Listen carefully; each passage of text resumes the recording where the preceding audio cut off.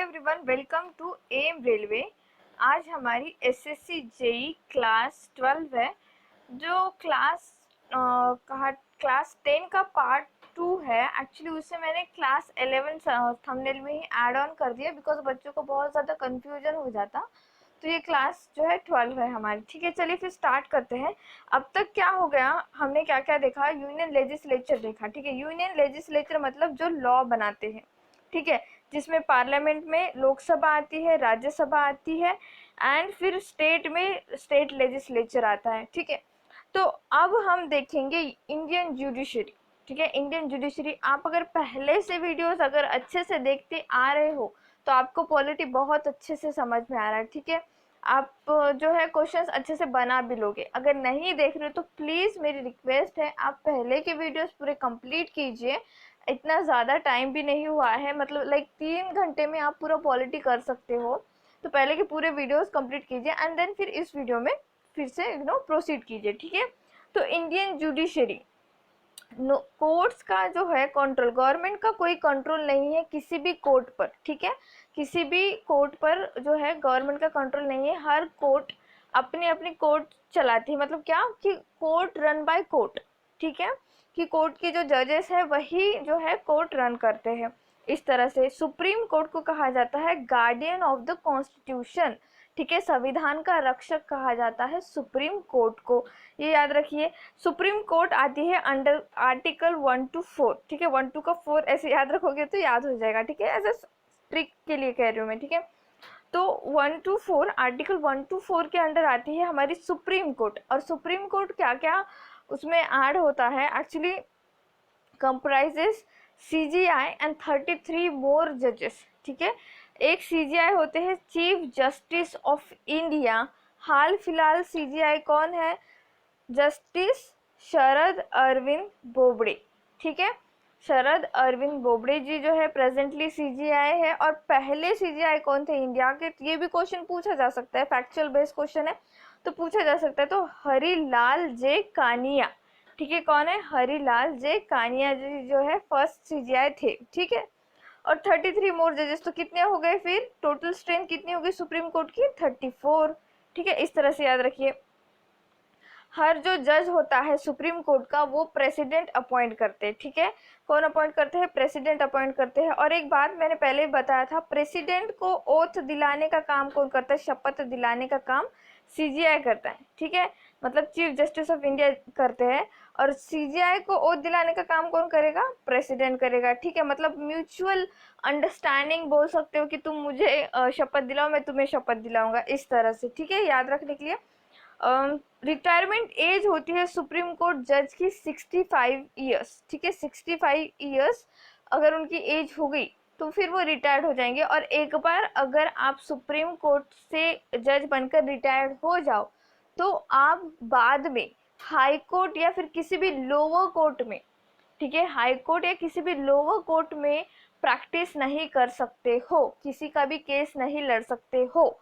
इतना याद रखिए। हाँ, आप सुप्रीम कोर्ट में केस लड़ सकते हो, शायद अगर कोई एक्सेप्शन होगा तो ही, वरना आपको कोई अधिकार नहीं होता कि आप लोअर कोर्ट में। देखिए ना, अगर आप सुप्रीम कोर्ट के जज हो तो आपको शोभा देगा क्या कि आप हाई कोर्ट के वगैरह एज सच एक प्राइड सा बन जाता है सुप्रीम कोर्ट का जज बनना। तो उसके बाद जो है उन्हें कोई भी दूसरा काम करने का अलाउ नहीं किया जाता। ठीक है, इतना याद रखिए। नेक्स्ट क्या है? आर्टिकल 131। तो हाँ, सुप्रीम कोर्ट के लिए एक्चुअली कौन से केसेस होते हैं वो देखते हैं हम। ठीक है, केसेस मतलब लाइक क्या केस लड़ा जाता है सुप्रीम कोर्ट में। तो सुप्रीम कोर्ट में कैसे केसेस लड़े जाते हैं? Central government versus state government. ठीक है, स्टेट गवर्नमेंट और सेंट्रल गवर्नमेंट में कोई झगड़ा है, कोई बात से अनबन है, तो वो सीधी बात सुप्रीम कोर्ट में सुनी जाएगी। ठीक है, कोई दो स्टेट्स में अनबन है, जैसे तमिलनाडु और कर्नाटका में कावेरी नदी को लेके बहुत सालों से अनबन है, तो ये बात डायरेक्टली सुप्रीम कोर्ट में सुनाई जाती है। ठीक है, डायरेक्टली सुप्रीम कोर्ट में इसका क्या कहते हैं, मुकदमा चलता है। ठीक है, violation of a fundamental right, जैसे कि मैंने पहले वीडियो में भी बताया था, अगर फंडामेंटल राइट का वायलेशन होता है तो वो केस डायरेक्टली सुप्रीम कोर्ट में लड़ा जाता है। और कोई सिंपल केस होगा तो पहले वो डिस्ट्रिक्ट कोर्ट में फिर वो हाई कोर्ट में, सॉरी वो ब्लॉक कोर्ट में, फिर वो हाई कोर्ट में, एंड देन फिर वो सुप्रीम कोर्ट में लड़ा जाता है। लेकिन अगर फंडामेंटल राइट का ही वॉल्यूशन होता है तो वो डायरेक्टली सुप्रीम कोर्ट में लड़ा जाता है। अब मुझे बताइए फंडामेंटल राइट्स जो है हमने कहाँ से बोरो किए हैं, ठीक है। आर्टिकल 12 से लेके 35 तक जो है फंडामेंटल राइट्स आते हैं, लेकिन मुझे ये क्वेश्चन मैं पूछ रही हूँ आपसे कि फंडामेंटल राइट्स जो है हमने वो कहाँ से बोरो किए हैं। कमेंट बॉक्स में कमेंट करना, अगर आप सच्ची में पढ़ रहे हो ना तो आपको क्लिक हो जाएगा कि कहाँ से बोरो किए हैं, ठीक है। पब्लिक इंटरेस्ट लिटिगेशन केसेस, मतलब अगर पब्लिक के इंटरेस्ट में कोई चीज हो रही है, ठीक है, जैसे कि फंडामेंटल राइट के खिलाफ ही अगर कुछ हो रहा है, तो इसी तरह से अगर पब्लिक के खिलाफ कुछ हो रहा है तो वो डायरेक्टली सुप्रीम कोर्ट में सुना जाएगा, ठीक है। इसे कहते हैं पब्लिक इंटरेस्ट लिटिगेशन, ठीक है। Article 136, okay, cases bye SLP. SLP का मतलब क्या होता है, स्पेशल लीव पिटिशन, ठीक है, special leave petition supreme court. अब सुप्रीम कहा तो बाहुबली, ठीक है, बाहुबली है मतलब कुछ भी कर सकते हैं। तो सुप्रीम कोर्ट को अधिकार होता है किसी भी कोर्ट में, मतलब like high court, district court, block court, कोई भी कोर्ट, तो उस कोर्ट में का जो है कोई भी केस ये उठा सकते हैं, मतलब रीओपन करने का अधिकार सुप्रीम कोर्ट को होता है, ठीक है। याद रखिए ये वाइडर पावर है सुप्रीम कोर्ट की। और क्या पावर है, supreme court can also review its own decision, ठीक है, फैसला देने के बाद भी ये खुद का डिसीजन फिर से रिव्यू कर सकते हैं।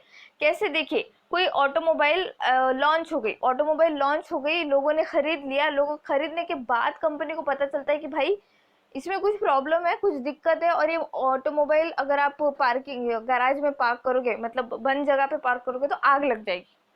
तो फिर क्या करेगी कंपनी, कंपनी क्या करेगी, हर एक कस्टमर को कॉल करेगी जिन्होंने जिन्होंने खरीदा है, उनको बोलेगी कि कुछ पार्ट्स में प्रॉब्लम है, हमें माफ़ कीजिए, आप जो है हमारे जो भी एग्जीक्यूटिव वगैरह कोई भी आएंगे हमारे एम्प्लॉय, उन्हें गाड़ी थमा दीजिए, हम उसके पार्ट्स चेंज कर कर आपको गाड़ी रिन्यू कर कर दे देंगे, है ना। तो इसी तरह से है कि सुप्रीम कोर्ट का, अगर सुप्रीम कोर्ट का जो है रिव्यू करना है, फैसला गलत हो गया सपोज, या फिर कुछ फैसला देने में गलती हो गई, तो ये रिव्यू करने का भी अधिकार सुप्रीम कोर्ट को होता है, फिर से फैसला सुनाने का अधिकार सुप्रीम कोर्ट को होता है, ठीक है।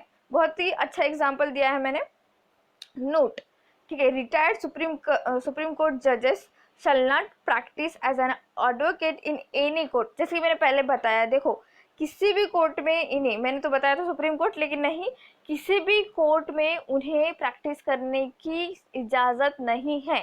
65 ईयर्स हो गए, आप सुप्रीम कोर्ट के जज बन चुके हैं, 65 ईयर्स के बाद आप रिटायर्ड हो गए, अब आप कहीं भी प्रैक्टिस नहीं कर सकते, ओके, ये याद रखिए।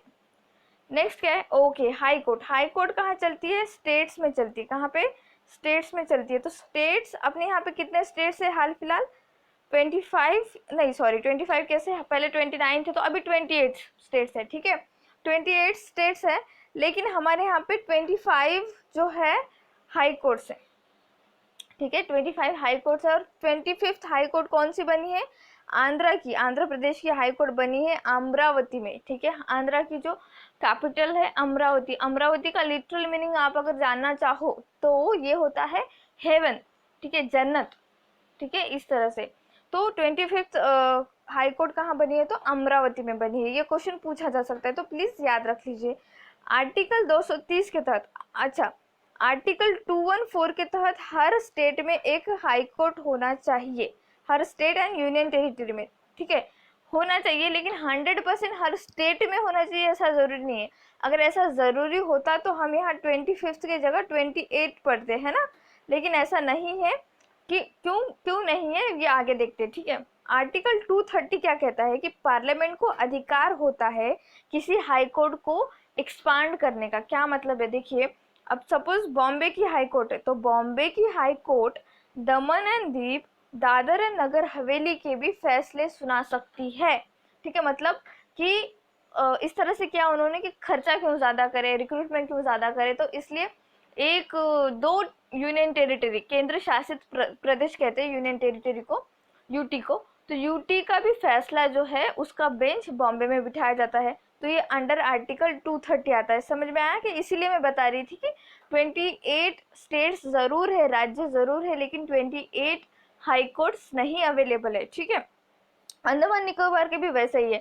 अंडमान निकोबार के जितने भी केसेस होते हैं वो कोलकाता हाई कोर्ट में सुनाए जाते हैं, ठीक है, कोलकाता हाई कोर्ट में सुनाए जाते हैं। लक्षद्वीप के जितने भी केसेस होते हैं, लक्षद्वीप के जो भी केसेस चलते हैं वो केरला हाई कोर्ट में चलते हैं।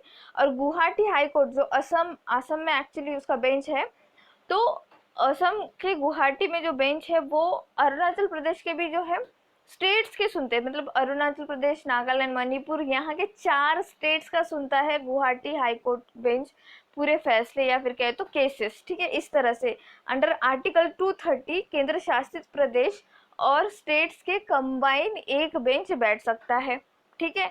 इसलिए 25 हाई कोर्ट्स है इंडिया में।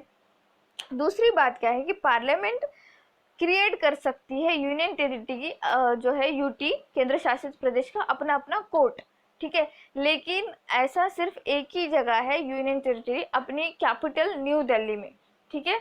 अंडर आर्टिकल 241 के तहत आप बना तो सकते हो, पार्लियामेंट बना तो सकती है, लेकिन पार्लियामेंट क्यों बनाएंगी ना, पार्लियामेंट क्यों ज़्यादा रिक्रूटमेंट करेगी, क्यों ज़्यादा खर्चा करेगी, उन्हें तो खर्चा कम करना है, वो तो अपने एमपी एमएलए पे ज़्यादा खर्चा करेंगे। इस तरह से जज वगैरह रिक्रूट करेंगे तो खर्चा ज़्यादा होगा ना, तो उन्होंने क्या किया कि 4 जगहों का काम एक ही बेंच पे डाल दिया। इस तरह से याद रखोगे तो याद हो जाएगा। तो अंडर आर्टिकल 241 हर केंद्र शासित प्रदेश का एक जो है कोर्ट बना सकते हैं, लेकिन उन्होंने सिर्फ दिल्ली का बना के रखा हुआ है, ठीक है, ये याद रखिए। नेक्स्ट क्या है, ठीक है, oath of office shall be administered by governor of the state. जैसा कि सुप्रीम कोर्ट के जजेस की शपथ विधि प्रेसिडेंट करते हैं, है ना, तो हाई कोर्ट के जजेस की शपथ विधि गवर्नर करते हैं, ठीक है।